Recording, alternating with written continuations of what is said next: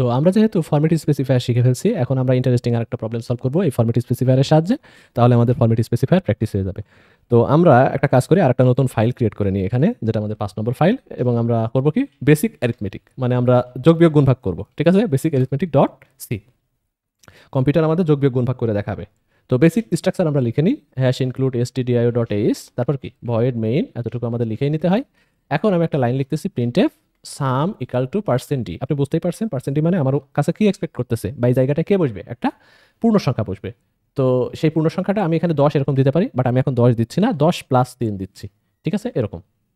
তো আপনি বলতে পারেন এখানে কি ঘটবে, 10 আর 3 যোগ হবে 13, সেই 13টা এই % দিয়ে জায়গাতে বসবে, কারণ 13 তো একটা পূর্ণ সংখ্যা। তো এই লাইনে কোনো এরর নাই। আর 10 + 3 মানে যোগ দিয়ে যদি ভাগ মানে যোগ হয় তাহলে তো ভালোই। আর দেখেন ব্যাকস্ল্যাশ n দিয়ে নিছি, কারণ পরের লাইন যেন নিচে যায়, প্রত্যেকটা মানে লাইনে আলাদা আলাদা জায়গায় দেখাই। তো এরকম আমি আরো কয়েকটা করে নিচ্ছি। যোগ, এটা 10 থেকে 3 বাদ, এখানে গুণ করার জন্য স্টার প্রোগ্রামিংয়ে, আর ভাগ করার জন্য ফরওয়ার্ড স্ল্যাশ ডানে বাঁকা, ব্যাকওয়ার্ড স্ল্যাশ বামে বাঁকা। ঠিক আছে, এতটুকু কিন্তু মাথায় রাখতে হবে। আর যেহেতু এরকম ক্যালকুলেশন করছি তাই সবটা সাম না, তো আমাদের মেসেজটাও ঠিকঠাক দিতে হবে। এটা হচ্ছে মাইনাস, তারপরে এটা কি, এটা হচ্ছে আপনার মাল্টিপ্লিকেশন, ঠিক আছে। আর এটা কি, এটা হচ্ছে ডিভিশন।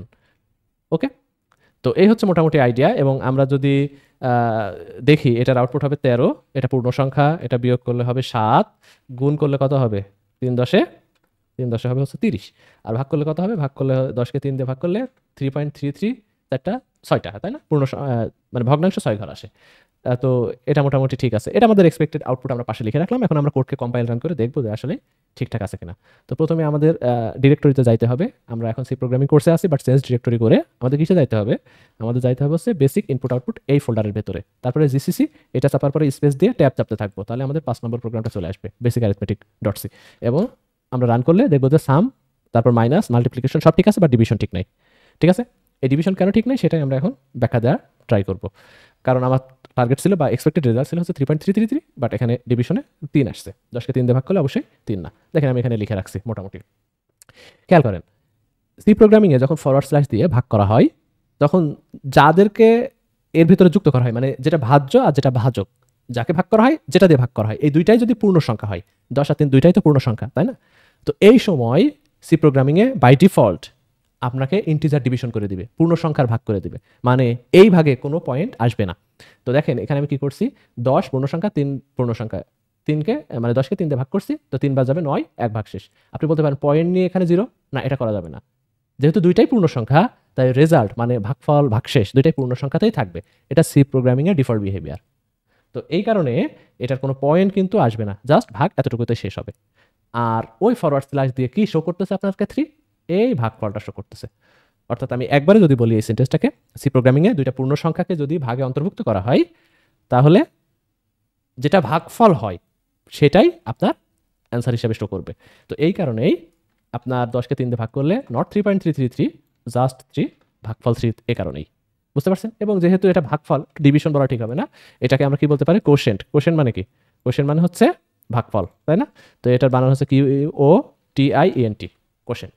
ওকে, আমরা আর একটা কাজ করি, এখানে কোনো কিছু লিখলাম না, শুধুমাত্র এইখানে পার্সেন্ট দিলাম, 10% দিন। আপনি বলতে পারেন এটা 10-এর 3% বা 3-এর 10%, এরকম হয়তো, বাট এরকম না, এটা কিছুই না, সেম।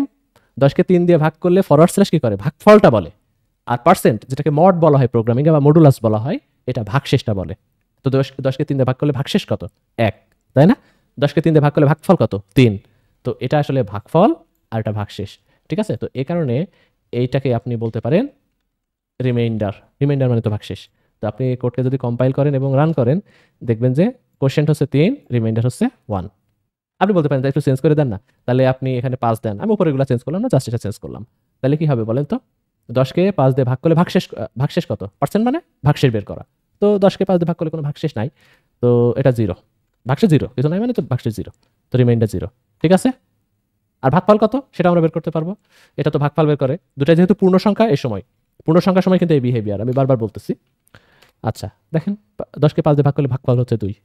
ঠিক আছে, তো আশা করি বুঝছেন। তো এটার আউটপুট হচ্ছে 1, আর আমরা আগের মতো করে ফেলি, এটা ছিল 3, আবার এটাও ছিল 3। তো আশা করি বুঝছেন। আমরা এখন এটাকে অফ রেখে আমরা এই টোটাল জায়গাটা কপি করে নিচে এসে পেস্ট করলাম। এবং একটা কাজ করি, আমরা তো পূর্ণ সংখ্যার জন্য যোগ বিয়োগ গুণ ভাগ দেখলাম, এখন ভগ্নাংশের জন্য দেখব। এটা 10.5, তারপরে 3.5, তারপরে এটা কত 10.5, 3.5, তারপরে এটা 10.5, 3.5, আবার এটাও সেম, সব জায়গায় করে নিতে হবে। প্রোগ্রামিং একটু টিডিয়াস প্রসেস, আপনাকে এরকম করে লিখতে হবে। তো লাস্টের লাইনে আমি কমেন্ট করে রাখলাম, মানে পার্সেন্টের লাইন, যেটাকে মডুলাস বলা হয়, আমি পাশে কমেন্ট করে রাখি, এটাকে মড বলে আবার মডুলাসও বলে, ঠিক আছে, এই পার্সেন্টকে। তো এটা কিন্তু মনে রাখিয়েন। আচ্ছা, এখন দেখেন যোগ বিয়োগ গুণ ভাগ সবকিছুই কিন্তু মোটামুটি ঠিকঠাক আছে। আমরা কোডকে কম্পাইল করি, তারপর রান করি, আউটপুট কি আসে সেটা আগে দেখি। দেখেন সাম 0, -0, মাল্টিপ্লিকেশন 0, কোশ্চেন 0, ভাগফল 0, সবগুলো 0। এটার কারণ কি আপনি কি দেখতে পারছেন? আপনাকে কিন্তু খেয়াল করতে হবে। তো খেয়াল করেন, দেখেন 10.5 + 3.5 কত হবে? 14। তো 14, এটা তো 14 পয়েন্ট আসবে, কারণ দুইটা ভগ্নাংশে যোগ করে তো একটা ভগ্নাংশই হয়, তাই না? তো 10.5 দুইটা আর 3.5 দুইটাই ভগ্নাংশ, যোগ করে ভগ্নাংশ হবে, বাট আপনি ফরম্যাট স্পেসিফাই দিয়েছেন কি পূর্ণ সংখ্যার জন্য। এটা তো সত্যি না, আমাকে সব জায়গায় কি করতে হবে? %f করতে হবে, কারণ দুইটা ভগ্নাংশের ক্যালকুলেশন ভগ্নাংশই তৈরি করবে। তো এখন মোটামুটি ঠিক আছে। এখন যদি কম্পাইল করেন, তারপরে ক্লিয়ার স্ক্রিন করে যদি রান করেন, তাহলে দেখবেন 14 মাইনাস করলে 7, গুণ করলে এত, ভাগ করলে এত। তো 10.5কে 3.5 দিয়ে ভাগ করলে এটাই হয়। তো এখন কিন্তু ঠিক আছে। আপনি বলতে পারেন এখন তাহলে কি হবে? দুইটা পূর্ণ সংখ্যা তো না, এখন ভাগ করলে কি হবে? এখন আগের মতো, মানে আগের মতো ভাগ হবে না। ওই যেটা প্রথমে লিখছিলাম 3.333, মানে অ্যাকচুয়াল ভাগ যাবে এই সময়, দ্যাটস ইট। তো এই কারণে এই জায়গায় আর আমরা কোশ্চেন লিখতে পারলাম না, এটা আমাকে ডিভিশন লিখলেই বেটার। তাহলে এই ফরওয়ার্ড স্ল্যাশ কিন্তু দুইটা ইন্টিজার হলে এক ধরনের বিহেভিয়ার, ভাগফলটা বলে। বাট যদি দুইটাই ভগ্নাংশ হয়, অ্যাটলিস্ট একটা হলেই হয়, সেটা আমরা পরে বলবো। বাট ভগ্নাংশ যদি হয়, সেখানে পূর্ণ সংখ্যা না দুইটাই, সেক্ষেত্রে ডিভিশনটা মানে ভাগফলটাই বের হয়, এক্স্যাক্ট যেটা আপনি চান। এখানে জাস্ট ভাগশেষ রেখে দিবে এরকম হবে না, ঠিক আছে? তাহলে এই সময় কিন্তু এক্স্যাক্ট ডিভিশনটাই বলতে পারেন। আমি পাশের এগুলো সব তুলে দিই, কারণ এগুলো সবই মিথ্যা এই সিনারিওর ক্ষেত্রে বা এই ভ্যালুর ক্ষেত্রে, এগুলো আমার লাগবে না। ওকে, এখন আসেন লাস্টেরটা আনকমেন্ট করি। দেখেন এখানে ইরর দিছে। ইরর কেন? আপনি বুঝতে পারছেন, উপরের লাইনের সেন্স যদি থাকে তাহলে নিচের লাইন বুঝবেন। উপরের লাইনে কি বললাম? ভাগ চলে যাবে, তো ভাগশেষ তো আর থাকবে না। আর ভাগশেষ যদি না থাকে বা ভাগশেষ যদি 0 হয়, তাহলে তার মড বের করার বা মডুলাস বের করার দরকার আছে? মডুলাস মানে কি? মডুলাস মানে হচ্ছে ভাগশেষ বের করে। তো ভগ্নাংশের সময় তার ভাগশেষ থাকে না, যেটা আমি বলতেছি, উপরে টোটালটাই ভাগ চলে যায়। তাহলে মড এই মুহূর্তে কাজ করার কথা না। তো এই কারণে মডুলাস কোনো সময় কিসের উপর কাজ করে না? কোনো ফ্র্যাকশনালের উপরে কাজ করে না, কারণ এই সময় মডুলাস আর এক্সিস্টই করে না। মডুলাস এক্সিস্ট করে বা এই ভাগশেষ বিষয়টা মানে এক্সিস্ট করে শুধুমাত্র পূর্ণ সংখ্যার জন্য, ভগ্নাংশের জন্য তার কোনো অস্তিত্ব নাই।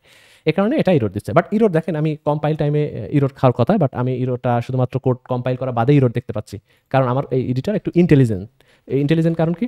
দেখেন আমি আগে কম্পাইল করে দেখাই, এই লাইনে কিন্তু ইরোর আসবে, বাট এই কম্পাইল করার আগেই কিন্তু আমি দেখতে পাচ্ছি এখানে ইরোর এসে বসে আছে, কারণ নিচে মার্ক করা আছে। এটা একটা মানে এক্সটেনশন ইনস্টল করা আছে। দেখেন এটা আমার কি, আপনি এখানে এসে এই যে এই বাটনে ক্লিক করে এখানে এসে এটা C++ এক্সটেনশন প্যাক মাইক্রোসফট, এখানে সার্চ করবেন C++ এক্সটেনশন প্যাক, এটা লিখে সার্চ করলে যেটা আসবে মাইক্রোসফটের, সেটা ইনস্টল করবেন।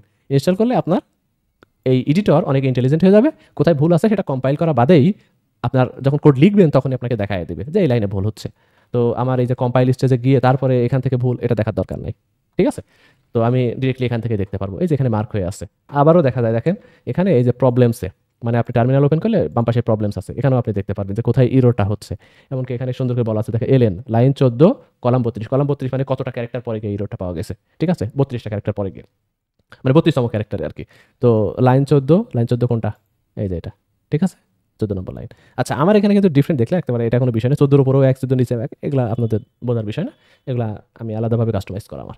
আচ্ছা, তো এই ধরনের ঘটনাটা ভগ্নাংশের সময় এক্সিস্ট করে না। তাহলে আপনি বলেন এখন মোটামুটি আইডিয়া পাইছেন কিনা যে সি প্রোগ্রামিংয়ে যোগ বিয়োগ গুণ কোনো প্রবলেম নাই। ভাগের ক্ষেত্রে একটা ঘটনা আছে, দুটাই পূর্ণ সংখ্যা হলে ফরওয়ার্ড স্ল্যাশ দিয়ে ভাগফল, মড দিয়ে ভাগশেষ। বাট ভগ্নাংশ হলে ফরওয়ার্ড দিয়ে ভাগ টোটালটাই চলে যায়, এবং সেই সময় টোটাল যেহেতু চলে গেছে, ভাগশেষের কোনো প্রশ্নই আসে না। তো আশা করি বুঝছেন।